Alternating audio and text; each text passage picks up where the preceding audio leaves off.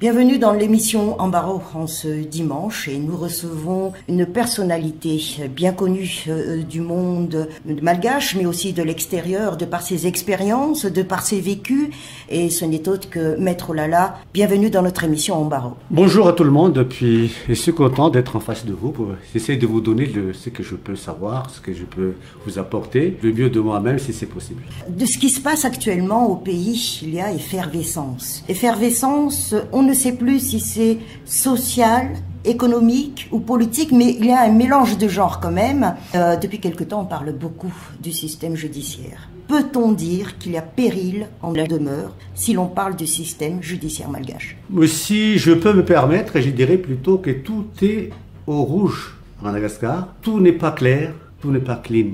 Pourquoi? Parce que ceux qui sont au pouvoir, nos dirigeants, essaient de gouverner d'une façon obscure, sans jamais amener une transparence voulue ou bien adéquate au peuple, parce que n'importe comment, un exemple type, quand ils décident quelque chose, c'est toujours la nuit vers 11h30 du soir qu'ils décident quelque chose quelque part, ils font quelque chose, changer de premier ministre, on va faire une conférence de presse, quelque chose comme ça, c'est toujours dans le noir. Et toujours est-il que, même si on ne dit pas ça, nous sommes en train de vivre ce que c'est que l'opacité des pays. Cette opacité entraîne la non-gouvernance, la mauvaise gouvernance. Cette opacité entraîne la non-assistance au peuple malgache, parce que quand on donne un pouvoir à des dirigeants, c'est à travers des votes ou bien des nominations autorisées par la Constitution. Et ce pouvoir, donc, que nous appelons puissance publique, est toujours mal instrumenté du fait que ce n'est pas toujours dans l'intérêt du peuple, ce n'est pas dans l'intérêt général, c'est dans l'intérêt de quelques personnes,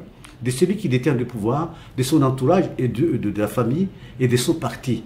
Ce qui fait que avec 1000 personnes, par exemple, il n'y a que 3, 4 qui sont riches, ou bien 3 ou 4 qui vivent bien. À part ça, les autres, c'est toujours dans la pauvreté. C'est ça le style de notre gouvernance ici à Madagascar.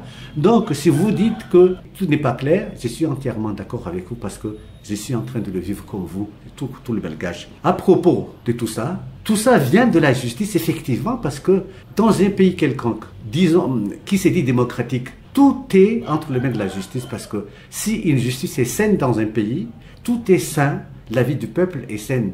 Du fait que toute incartade, toute faute dans un pays, surtout pénal ou civil, n'importe quoi, devrait par après passer devant la justice. Et si les juges, si les magistrats sont corrects, ils vont réprimander ceux qui ont enfreint la loi ou bien qui ne sont pas dans la justice. Ce serait l'idéal, parce que n'importe comment, si moi par exemple aujourd'hui, je fais un détournement de 300 millions et que je me suis fait attraper, je passe devant le tribunal, devant la justice, je donnerai 200 millions à ceux qui vont me juger et je serai relaxé ou bien acquitté. Voyez-vous, je suis toujours bénéficiaire de 100 millions. 100 millions, je suis bénéficiaire.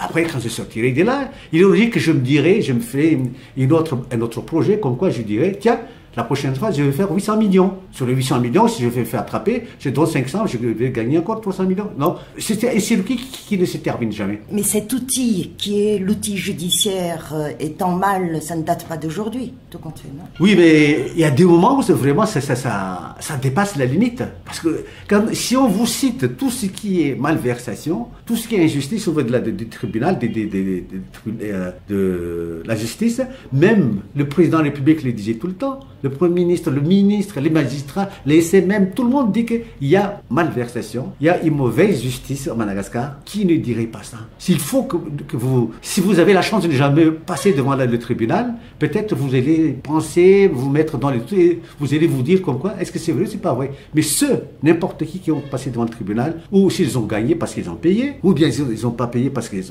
ont perdu, donc on aurait compris qu'est-ce que c'est que la justice à Madagascar. N'importe comment, tout est noir ou tout est blanc, mais tout se transforme par après. Et moi, ce qui me fait vraiment très mal, parce que si une personne est victime d'un crime dans sa famille, par exemple, ou bien d'une escroquerie, amène l'affaire devant le tribunal. Déjà, au début, cette personne-là a très mal au fond de lui et de toute la famille, parce qu'il y avait un crime chez eux, quelqu'un a été tué. On amène l'affaire dans le tribunal. Et dans ce tribunal, il y a des magistrats. Heureusement que ce n'est pas tout le monde, bien sûr. Il y a des magistrats qui vont juger cette affaire, qui vont dire que ces gens avec des preuves qu'on a, ne seront jamais condamnés parce qu'ils ont payé les magistrats, ils vont s'en sortir. Qu'est-ce qui se passe? Et cette famille-là, et cette période-là, a été assassinée 2 fois. La première fois, donc, sa famille qui était morte. Deuxième fois, par la justice, qui a rendu une mauvaise mauvais résultat. Vous voyez à quel point ça fait très mal parce que tout est dans la justice. C'est vrai que dans un gouvernement, dans un pays, il y a des responsables dans chaque gouvernement, dans chaque ministère, mais qui concernent le pays. Mais le plus proche du peuple, le plus qui va toucher très mal le peuple, c'est toujours la justice. En vous entendant, est-ce à dire que la justice est faite plutôt pour un peuple fatigué, victime? La justice est faite surtout pour être respectée par tout le monde, parce que si on a élu des parlementaires pour voter des lois, c'est pour mettre une règle dans la société, et cette règle-là devrait être respectée. Que ce soit pour le pauvre ou le riche, ou le noir, ou le blanc, ou pour n'importe qui. La justice est la même. La même, voilà. Donc, dans ces cas-là, on n'a pas besoin de dire pourquoi lui, les pauvres, on triche pour lui, ou bien l'autre, pourquoi il est riche, pourquoi on triche pour lui. C'est pas ça la justice. La justice, c'est que quand tu as volé, tu n'as rien fait, tu n'as rien fait. Mais c'est pas comme ça, ce qui est dommage. Alors qu'on a actuellement un système judiciaire qui est parrainé par le président de la République, par le biais du Conseil supérieur de la magistrature, le number one de cette institution, c'est le président de la République. Le numéro 2, c'est le ministre de tutelle, ministre de la Justice. Peut-on parler alors justement d'indépendance si on veut remettre de l'ordre? Mais justement, madame, écoutez, un président de la République et en même temps dans la fonction juridictionnelle. Déjà, on va se dire qu'il n'y a pas de séparation de pouvoir. Donc, c'est pas juste et c'est injuste. Pourquoi inclure encore le président qui est du côté exécutif dans le judiciaire alors qu'il y a le Parlement? Donc, séparer, puis c'est tout. Donc, ce qui fait que même le président ne vient pas dans un conseil supérieur de la magistrature, il délègue son pouvoir au ministre. Sa trace est là, ses griffes sont toujours là-dedans. Où voulez-vous trouver donc la justice à ce moment-là? Parce que n'importe quand on dit aussi que le président de la République n'a le droit que d'envoyer des lettres, ne peut pas appeler les parlementaires chez lui. Il les appelle tout le temps. Comment voulez-vous traduire tout ça? C'est de la même chose. Alors que c'est quand on dit que le président de la Conseil supérieur de la magistrature, c'était inscrit quelque part dans le texte. Donc là, vraiment, il va se dire, tiens, il va se dire, non, vous pouvez dire ce que vous voulez, mais moi, au moins, pour moi, c'est réglementaire. Pour moi, c'est licite ce que je fais. Alors, ce que les gens ne comprennent pas, c'est le système du mandat de dépôt. Parfois, du constat en soi-même, le mandat de dépôt dure plus long que la peine qui sort après le tribunal. Pourquoi? Qu'est-ce qui se passe? Comment ça se passe? Ça dépend des magistrats, madame, parce que n'importe comment, les magistrats, c'est pas un robot. Si c'était un robot, ce serait été mieux parce qu'un robot aurait appliqué le droit, les textes comme il faut. Mais comme on donne le pouvoir discrétionnaire aux magistrats, on leur donne des pouvoirs de juger et d'émettre leurs avis, leurs opinions, en traduisant comme ils l'entendent le droit. Donc, ils ont le pouvoir de le faire. Pas plus tard qu'avant que vous veniez ici. Là, vous entrez là-bas. Il y a 2 personnes qui étaient rentrées là, qui vient du côté de la juridiction de Tanarive. Il nous a amené un dossier comme quoi une personne a été condamnée à l'audience à 3 mois en prison ferme et ils ont décerné un mandat d'arrêt à l'audience, un mandat de dépôt. Pourquoi? Pour un abus de fonction. Et j'ai regardé, j'ai fouillé mon code pénal parce que j'étais sceptique. Il n'y a pas d'abus de fonction réprimé par le code pénal. Donc on a jugé la fonction. Alors que on a mis quelqu'un en prison pour ça. Comment voulez-vous vivre avec des choses comme ça? Est-ce que nos lois ne concordent pas par rapport à certaines réalités qui doivent être jugées? Mais dans le cas que je viens de vous citer, c'est pas une jurisprudence. C'est même pas une jurisprudence, mais c'est vraiment un abus de la part du magistrat à ce moment-là, parce que lui, il sait pertinemment que ça n'existe pas dans le code pénal. Comme on dit, on ne peut pas condamner quelqu'un avec quelque chose dont le code pénal n'a pas prévu. Ça, vraiment, ça fait très très mal. Et la prison, et sa famille, sa petite famille, en dehors du tribunal, ne fait que pleurer. C'est une façon comme une autre. Traiter comme des esclaves son peuple. Mais moi, je ne suis pas d'accord avec ça parce que ça me fait très mal. Et on se révolte à chaque fois quand il y a des choses comme ça. Mais qu'est-ce que vous voulez? J'ai pas de pouvoir, j'ai rien, mais il n'y a que ma tête, mon cœur, moi-même qui se révolte comme ça. Avec quelques personnes qui pensent la même chose que moi, sûrement. Dites-moi, maître, le mot est sorti, jurisprudence. Comment utiliser la jurisprudence? Quand utiliser la jurisprudence et pourquoi utiliser la jurisprudence? La jurisprudence a été instituée quand la loi n'est pas claire, quand on ne peut pas appliquer la loi d'une façon claire et nette. Donc le juge, les magistrats de certains degrés des juridictions sortent un jugement qui fait jurisprudence après, dont tout le monde va faire référence après, au cas s'il y a des cas similitudes à ce cas-là. Donc, pense à cette jurisprudence. C'est comme ça, la jurisprudence. Mais même ici, actuellement, ce qui est vraiment comique, vraiment incompréhensible. Pourquoi? Parce que même s'il y a une jurisprudence, les magistrats ne suivent pas les jurisprudences, mais font autre chose. La réponse est claire et nette, comme quoi chacun fait à sa tête. Oui, alors actuellement, il y a une grande affaire qui devrait être une affaire judiciaire est devenue une affaire nationale, tout le monde en parle. Voilà, encore une fois, l'outil judiciaire a été touché. Et tout d'ailleurs, comme les syndicats ou toutes les personnes du monde judiciaire en parlent, c'est dangereux. C'est dangereux parce que moi-même, j'ai honte.